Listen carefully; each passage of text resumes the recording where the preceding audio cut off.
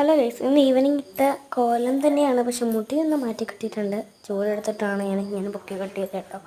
മറ്റേ അയച്ചിട്ട് തന്നെയാണല്ലോ ഇന്ന് എനിക്ക് കുറേ എഴുതാനുണ്ടായിരുന്നു. അതൊക്കെ എഴുതി തീർത്തിട്ടിരിക്കുകയാണ്. ഇനി പടം വരയ്ക്കാനൂടെ ഉള്ളൂ.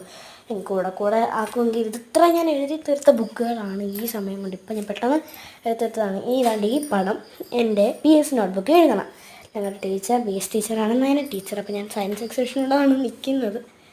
ഇങ്ങനെ ഇതുകൂടെ കഴിഞ്ഞ് കഴിഞ്ഞാൽ തീർന്നു. അപ്പോൾ ബുധനാഴ്ച വെക്കാനുള്ള കോപ്പി ബുക്ക് വരെ ഞാൻ വെള്ളിയാഴ്ച എഴുതി വെച്ചു.